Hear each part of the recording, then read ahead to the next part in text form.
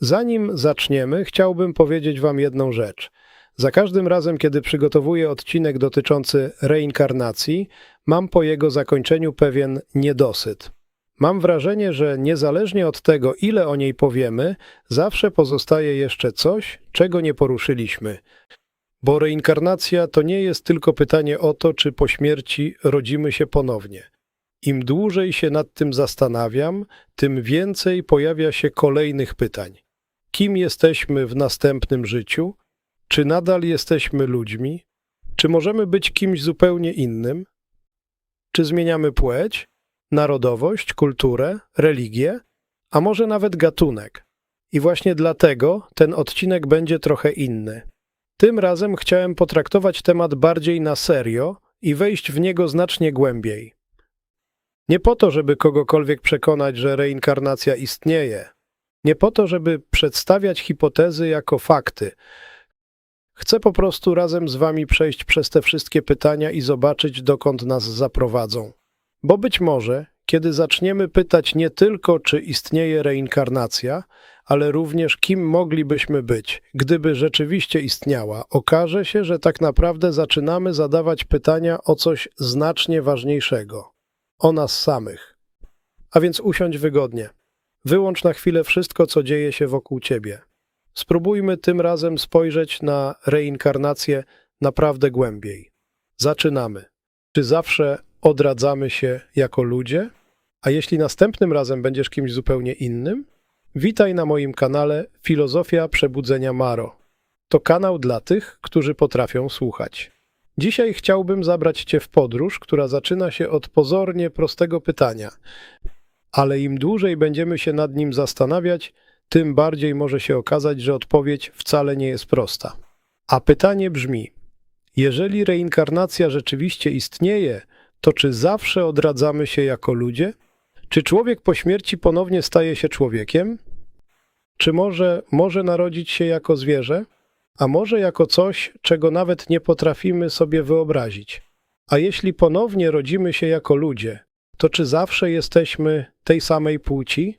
Czy rodzimy się na tym samym kontynencie? W tej samej kulturze? W tym samym kraju? Czy możemy być kiedyś kimś o zupełnie innym kolorze skóry, innym języku, innej narodowości? Czy możemy urodzić się w innej religii? A może nawet jako człowiek, który będzie całkowicie przeciwny temu, kim jesteśmy dzisiaj? I pojawia się jeszcze jedno pytanie, być może najważniejsze. Jeżeli dusza rzeczywiście przechodzi przez kolejne życia, to czym właściwie jest ja? Bo być może największym błędem, jaki popełniamy, jest założenie, że skoro dusza się odradza, to musi wciąż pozostawać dokładnie tym samym człowiekiem. A może nie? Może człowiek, którym jesteś dzisiaj, jest tylko jednym rozdziałem znacznie większej historii. I właśnie o tym porozmawiamy. Ale od razu jedna ważna rzecz. Dzisiejszy odcinek nie jest próbą udowodnienia, że reinkarnacja istnieje. Nauka nie potwierdziła, że człowiek posiada duszę, która po śmierci opuszcza ciało i następnie wciela się w kolejne. Istnieją natomiast relacje, badania i przypadki, które przez dziesięciolecia wzbudzały zainteresowanie badaczy. Są również religie i tradycje filozoficzne, które od tysięcy lat traktują odradzanie się jako rzeczywistość. Dlatego dzisiaj będziemy poruszać się na granicy kilku światów: nauki, filozofii, duchowości, religii i ludzkiego doświadczenia. A tam, gdzie nie mamy pewności, pozostawimy pytanie otwarte, bo czasami przebudzenie nie polega na znalezieniu odpowiedzi. Czasami polega na odwadze, żeby zadać właściwe pytanie. Czy reinkarnacja oznacza, że zawsze wracamy jako ludzie? Kiedy słyszymy słowo reinkarnacja, większość z nas ma przed oczami bardzo prosty obraz. Umierasz. Twoje ciało przestaje funkcjonować. A następnie, po jakimś czasie, rodzisz się ponownie. Jako człowiek.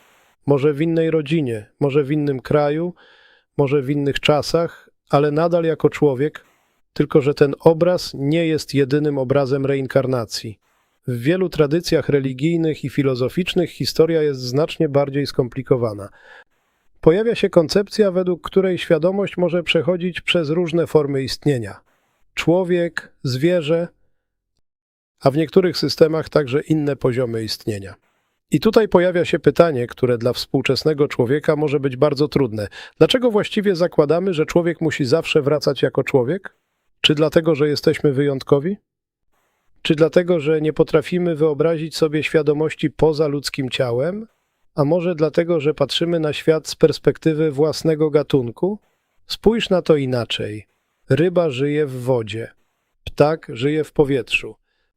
Pies doświadcza świata przede wszystkim poprzez zapachy, dźwięki i relacje. Człowiek doświadcza go poprzez język, pamięć, abstrakcyjne myślenie i poczucie własnego ja. Każda z tych istot posiada zupełnie inną perspektywę.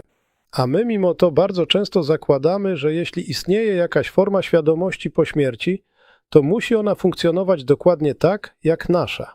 Ale skąd to wiemy? Nie wiemy. I właśnie tutaj zaczyna się naprawdę interesująca część tej historii. A teraz, czy człowiek może odrodzić się jako zwierzę? W wielu kulturach znajdziemy przekonanie, że człowiek może po śmierci odrodzić się jako zwierzę. Czasami przedstawia się to jako karę. Jeżeli człowiek żył źle, następne życie ma być konsekwencją jego czynów. Ale istnieje też inne spojrzenie. Może wcielenie w zwierzę wcale nie musi być karą. Może być doświadczeniem. Spróbujmy przez chwilę odrzucić ludzką hierarchię. Człowiek mówi, jestem bardziej rozwinięty niż zwierzę. Ale bardziej rozwinięty pod jakim względem? Potrafimy budować miasta. Tworzyć technologie, pisać książki, leczyć choroby, ale jednocześnie potrafimy niszczyć całe środowiska. Prowadzić wojny, zabijać z powodów ideologicznych, niszczyć własną planetę. Czy więc rozwój technologiczny rzeczywiście oznacza rozwój świadomości?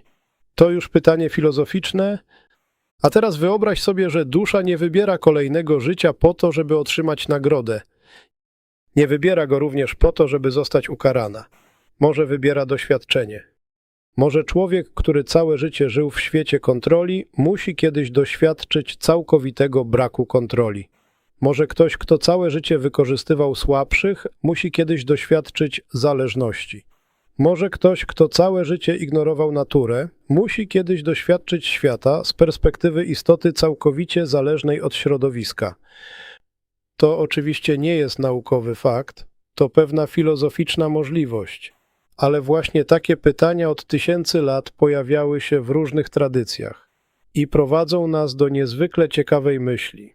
A może nie chodzi o to, kim jesteś? Może chodzi o to, czego doświadczasz? Czy reinkarnacja jest awansem? Czasami słyszymy, w poprzednim życiu byłem kimś ważnym. Królem, królową, kapłanem, wojownikiem, mnichem, egipskim faraonem, atlantyckim kapłanem, a czasami nawet kimś jeszcze bardziej niezwykłym. I tutaj warto zadać pytanie, dlaczego tak bardzo chcemy być kimś wyjątkowym? Dlaczego tak rzadko słyszymy, w poprzednim życiu byłem zwykłym człowiekiem, rolnikiem, piekarzem, kowalem, matką wychowującą dzieci, człowiekiem, którego nikt nie zapisał w historii. A przecież zdecydowana większość ludzi, którzy kiedykolwiek żyli, była właśnie zwyczajnymi ludźmi. Może więc reinkarnacja nie jest drabiną społeczną. Może nie działa na zasadzie życie pierwsze, człowiek biedny, życie drugie, człowiek bogaty, życie trzecie, król, życie czwarte, mistrz duchowy. Może to tylko nasze ego chce widzieć w reinkarnacji awans, bo ego zawsze chce być kimś. A jeśli duchowość rzeczywiście ma nas czegoś nauczyć, być może jedną z pierwszych lekcji jest właśnie zrozumienie, że nie musimy być wyjątkowi. A jeśli zawsze jesteśmy ludźmi? Załóżmy jednak drugą możliwość. Załóżmy, że człowiek zawsze odradza się jako człowiek. Wtedy pojawia się kolejne pytanie. Kim jesteśmy w następnym życiu? Bo przecież człowiek nie jest tylko człowiekiem. Każdy z nas rodzi się w określonym miejscu. W określonej rodzinie, w określonej kulturze, w określonej epoce. Otrzymuje określony język, określone przekonania, określoną religię albo brak religii. I bardzo często uważa, że to wszystko jest częścią jego tożsamości. Ale zastanów się, czy wybrałeś język, którym mówisz? Czy wybrałeś kraj, w którym się urodziłeś? Czy wybrałeś rodzinę? Czy wybrałeś epokę? Czy wybrałeś religię, którą poznałeś jako dziecko? W większości przypadków nie. Po prostu się w tym znalazłeś. A jednak później mówimy, to jestem ja. Ale czy na pewno? Teraz rasa, pochodzenie i ciało. To jeden z tematów, o których trzeba mówić bardzo ostrożnie. Nie dlatego, że jest nieważny, wręcz przeciwnie. Dlatego, że dotyka jednej z najbardziej podstawowych kwestii ludzkiej tożsamości. Jeżeli istnieje dusza, to czy ma ona kolor skóry? Czy ma narodowość? Czy ma pochodzenie etniczne? Czy posiada określony kod kulturowy? Czy dusza jest Europejczykiem, Azjatą, Afrykańczykiem, Amerykaninem? Czy może takie określenia dotyczą wyłącznie ciała i historii konkretnego życia?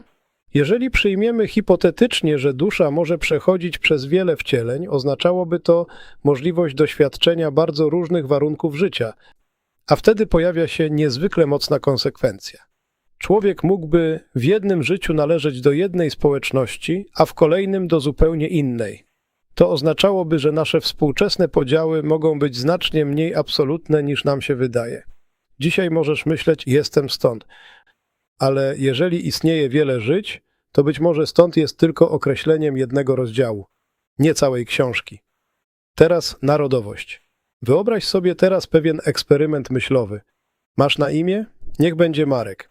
Urodziłeś się w Polsce, mówisz po polsku, dorastałeś w polskiej kulturze, masz polskie wspomnienia, masz określone skojarzenia z historią, z muzyką, z jedzeniem, z krajobrazem, z językiem, z ludźmi. I jesteś przekonany, że to wszystko jest częścią ciebie, a teraz umierasz. I jeśli reinkarnacja istnieje, rodzisz się ponownie. Tym razem w Japonii. Twoi rodzice mówią po japońsku, dorastasz w zupełnie innej kulturze, uczysz się zupełnie innego sposobu patrzenia na świat. Twoje poprzednie życie jest dla ciebie niedostępne. Nie pamiętasz polskiego, nie pamiętasz swojej rodziny, nie pamiętasz własnego imienia. Czy nadal jesteś tą samą duszą?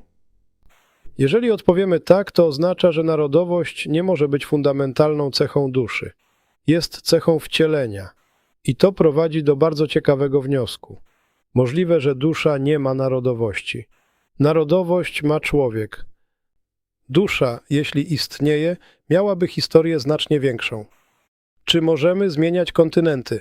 Europa, Azja, Afryka, Ameryka Północna, Ameryka Południowa, Australia. A może nawet miejsca, których jeszcze nie znamy. Jeżeli reinkarnacja jest rzeczywistością, dlaczego zakładać, że dusza musi pozostać w jednym regionie świata? Przecież doświadczenia są różne. Życie w Afryce może być zupełnie innym doświadczeniem niż życie w Europie. Życie w wielkim azjatyckim mieście może wyglądać zupełnie inaczej niż życie w małej europejskiej wiosce. Życie człowieka urodzonego w bogatym społeczeństwie będzie inne niż życie człowieka urodzonego w miejscu dotkniętym biedą lub wojną. Jeżeli istnieje coś takiego jak lekcja duszy, to dlaczego miałaby ona ograniczać się do jednej kultury? Może właśnie różnorodność doświadczeń jest istotą całej podróży. Czy możemy zmienić płeć? To pytanie może być jeszcze bardziej osobiste. Jeżeli dusza jest niezależna od ciała, to czy ma płeć? Czy dusza jest kobietą? Czy dusza jest mężczyzną? A może płeć jest właściwością biologicznego ciała?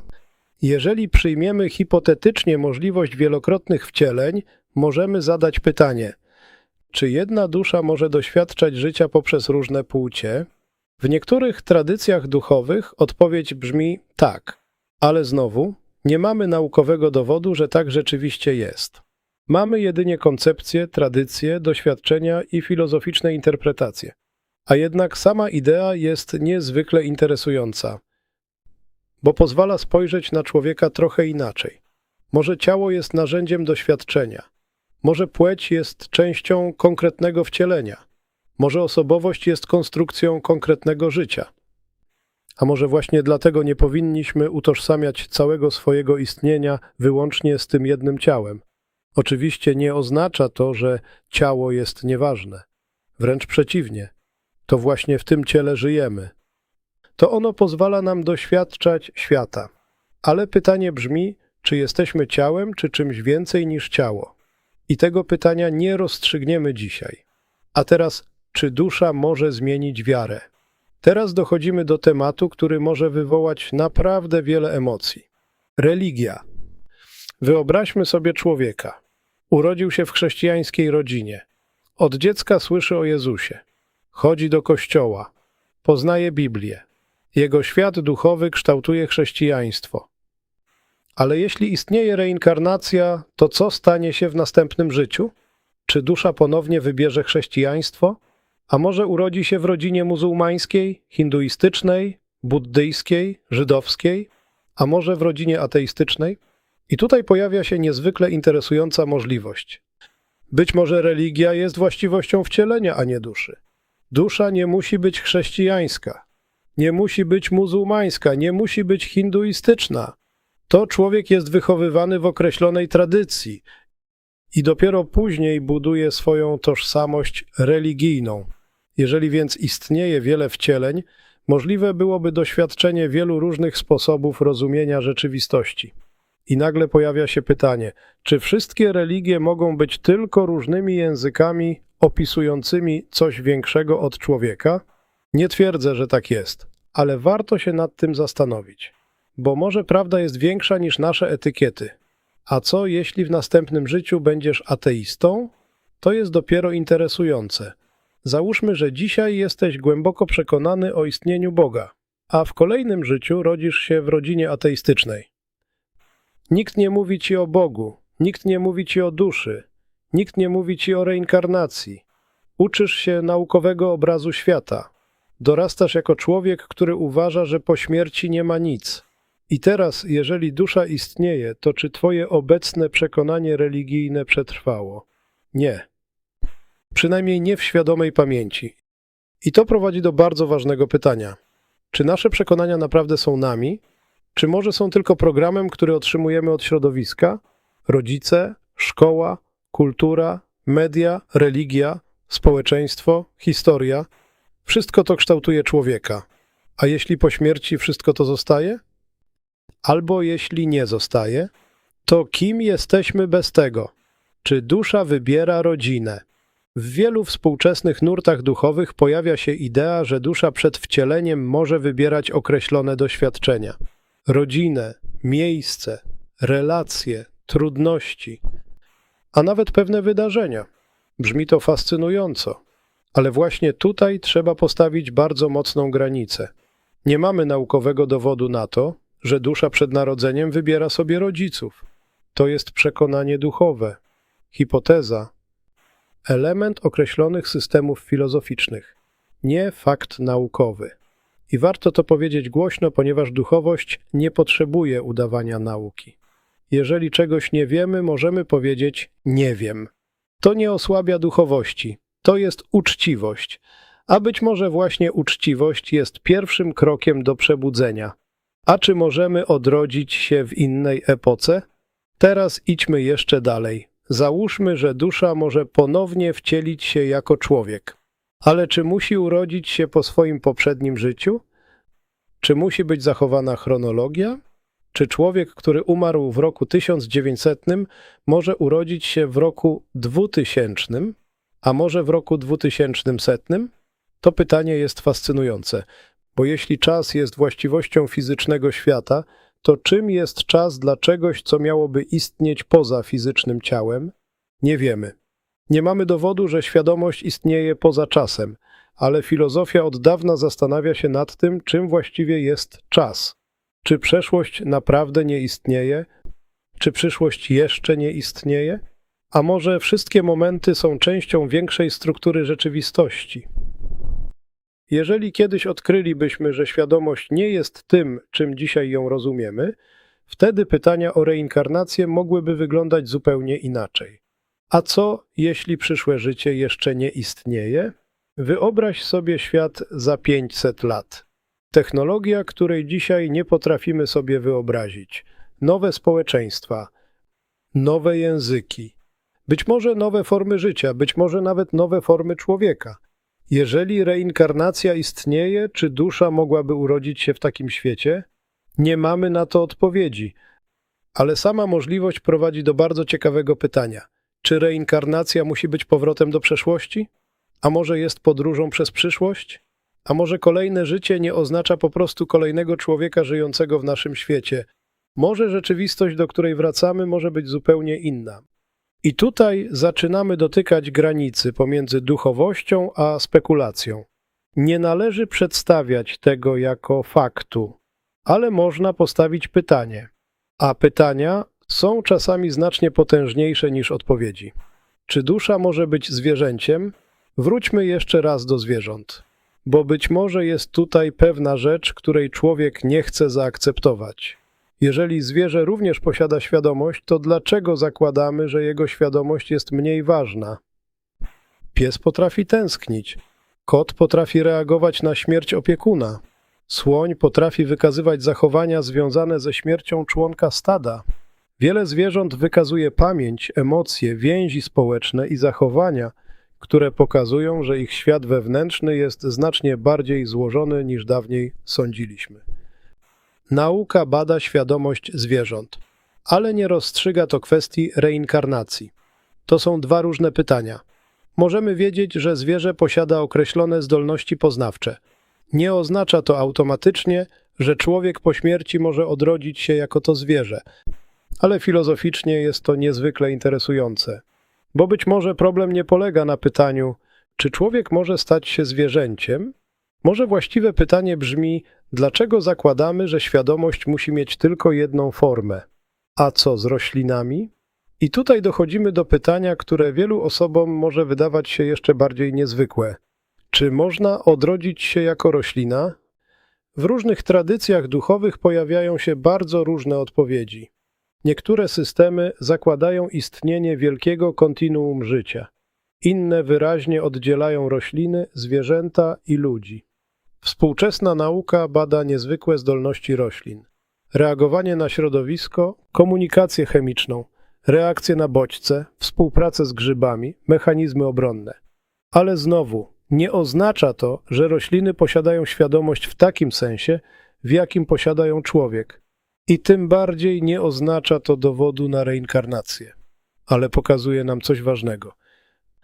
Natura jest znacznie bardziej skomplikowana niż przez wieki sądziliśmy. Być może dlatego warto zachować pokorę. Czy reinkarnacja jest karą?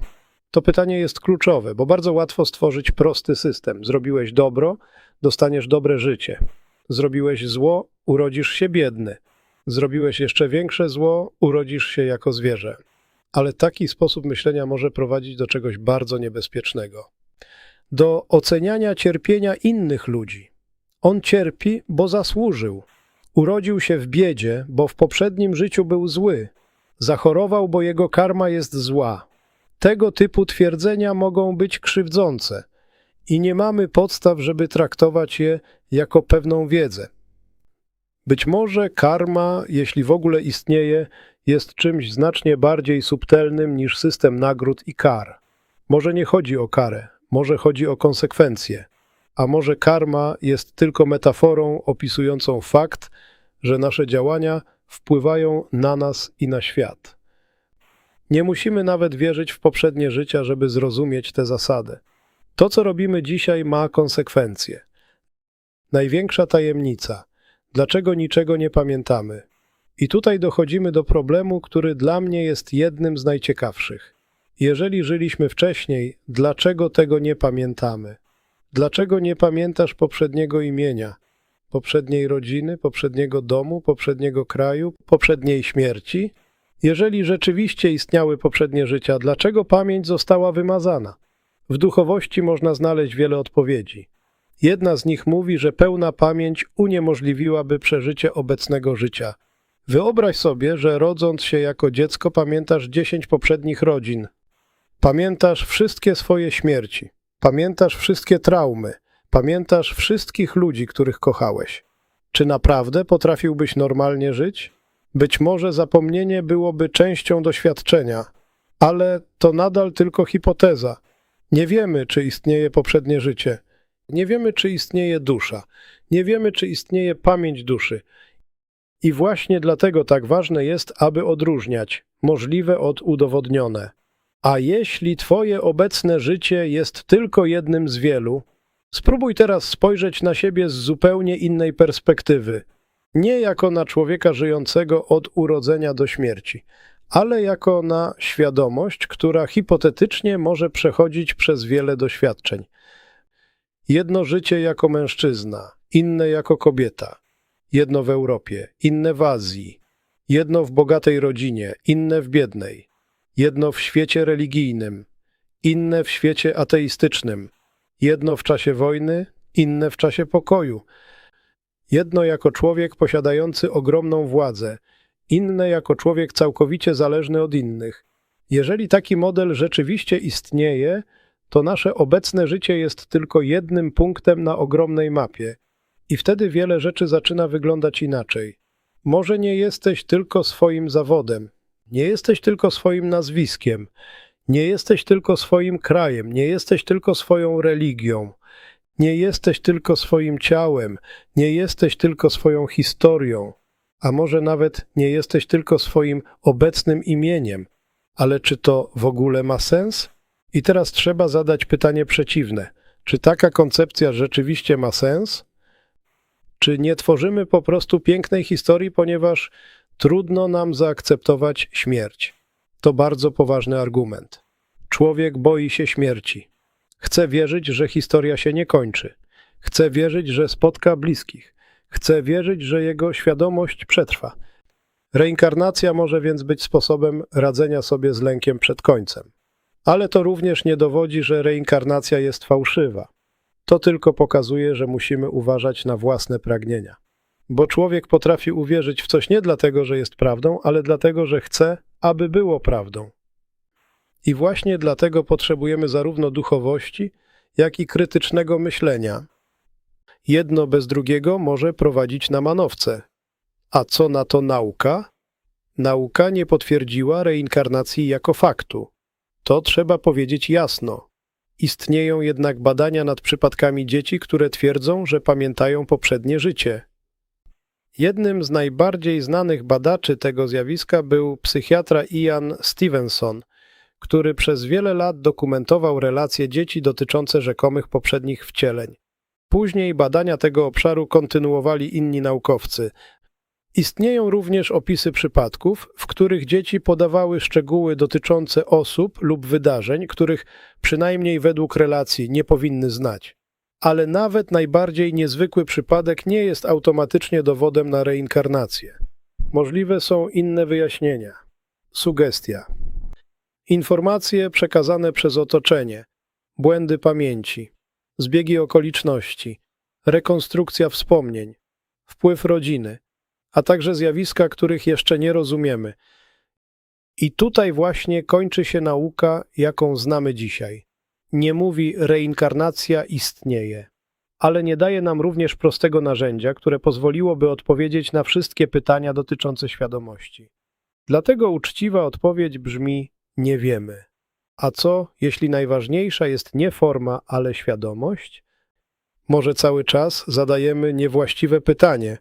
Pytamy, czy odrodzę się jako człowiek, czy będę kobietą, czy będę mężczyzną, czy będę Polakiem, czy będę Japończykiem, czy będę chrześcijaninem, czy będę muzułmaninem, czy będę zwierzęciem? Ale może istnieje głębsze pytanie, czy cokolwiek z tego, co dzisiaj nazywam sobą, jest trwałe? Bo ciało się zmienia, poglądy się zmieniają, charakter się zmienia, relacje się zmieniają, język może się zmienić, miejsce zamieszkania może się zmienić. Nawet twoje przekonania na temat samego siebie mogą zmienić się całkowicie, a mimo to masz poczucie, to nadal jestem ja. Skąd bierze się to poczucie ciągłości? To jedno z największych pytań filozofii świadomości. I być może właśnie tutaj znajduje się prawdziwe centrum całej dyskusji o reinkarnacji. Nie w pytaniu, kim będę, ale co sprawia, że jestem. Czy dusza ma narodowość? Spróbujmy odpowiedzieć na to pytanie czysto filozoficznie. Jeżeli dusza istnieje, czy może być Polką? Czy może być Niemcem? Czy może być Hinduską? Czy może być Japończykiem? Czy może mieć paszport? Oczywiście nie mamy na to dowodu. Ale jeśli przyjmiemy model wielu wcieleń, Trudno byłoby utrzymać pogląd, że jedna dusza jest na zawsze przypisana do jednej narodowości, bo wtedy narodowość musiałaby być cechą ponadczasową, a przecież narody powstają, zmieniają się i znikają. Granice państw przesuwają się, języki ewoluują, kultury się mieszają. To, co dzisiaj nazywamy narodem, w innej epoce mogło wyglądać zupełnie inaczej. Dlatego można postawić filozoficzną hipotezę. To nie dusza ma narodowość, to wcielenie ma narodowość. I jeśli tak jest, to może wszyscy jesteśmy bardziej obywatelami świata, niż nam się wydaje. Czy dusza może wybrać życie, którego dzisiaj byś nie wybrał? To chyba najbardziej kontrowersyjne pytanie. Czy ktoś mógłby przed narodzeniem wybrać życie pełne cierpienia? Choroby, biedy, samotności, utraty bliskich, wojny? To pytanie pojawia się w wielu duchowych systemach.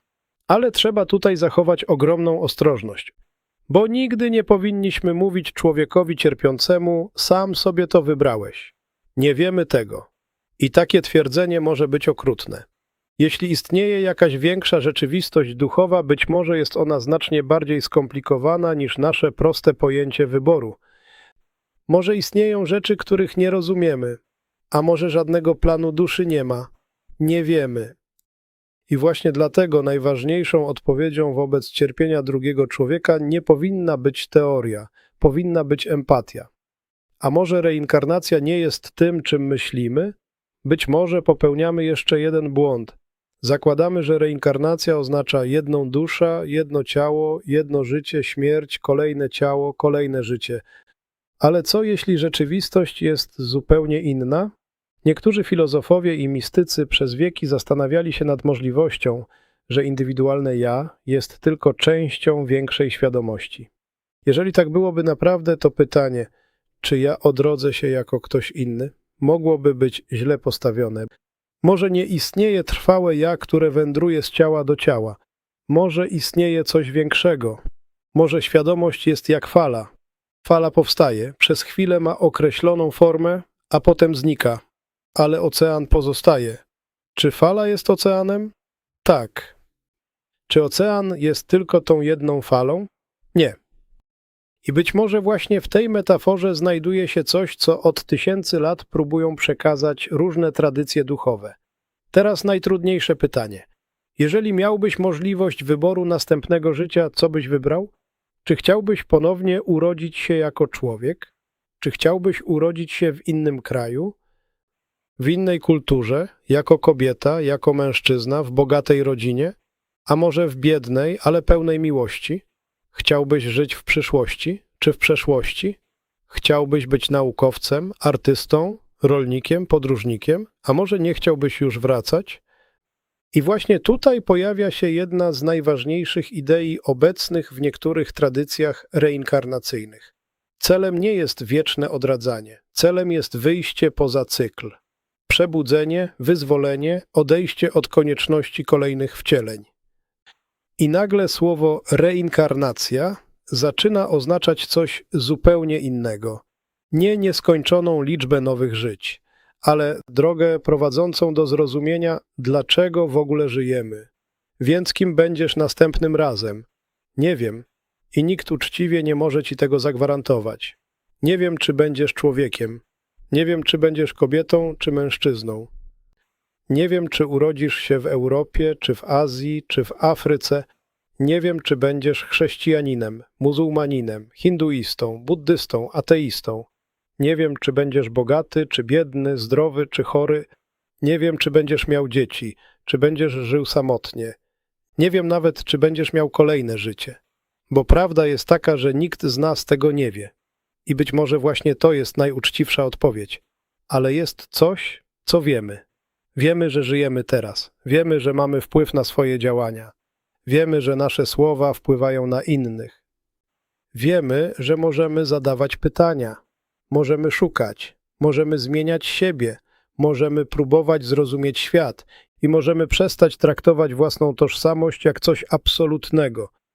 Być może jesteś dzisiaj przekonany, że jesteś przede wszystkim Polakiem, albo Niemcem, albo Francuzem.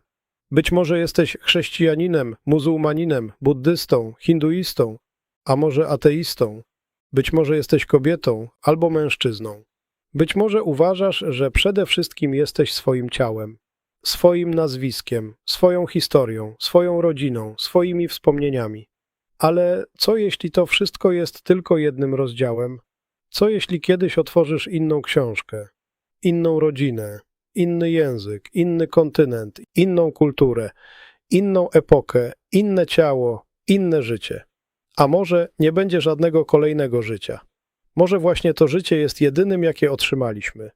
Nie wiemy. I dlatego najważniejsze pytanie nie powinno brzmieć, kim będę po śmierci. Może powinno brzmieć, kim jestem teraz.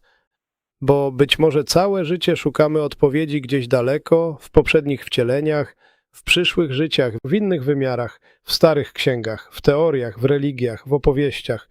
A tymczasem największa zagadka znajduje się tutaj, w tej chwili, w Twojej świadomości, w tym, że właśnie teraz słuchasz tych słów. I być może, jeżeli istnieje coś takiego jak reinkarnacja, to nie chodzi o to, żebyś pamiętał, kim byłeś. Może chodzi o to, żebyś zrozumiał, kim jesteś.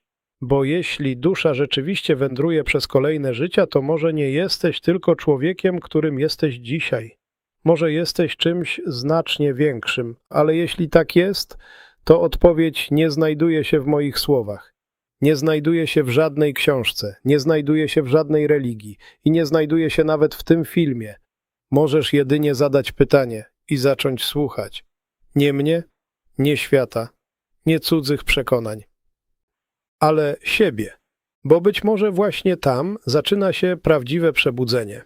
To jest kanał Filozofia Przebudzenia Maro. Kanał dla tych, którzy potrafią słuchać. Jeżeli ten materiał skłonił Cię do refleksji, zostaw swoją opinię w komentarzu. Napisz, gdybyś miał pewność, że istnieje Twoje kolejne życie, kim chciałbyś się w nim urodzić? A może nie chciałbyś rodzić się już nigdy? Dziękuję, że byłeś tutaj ze mną.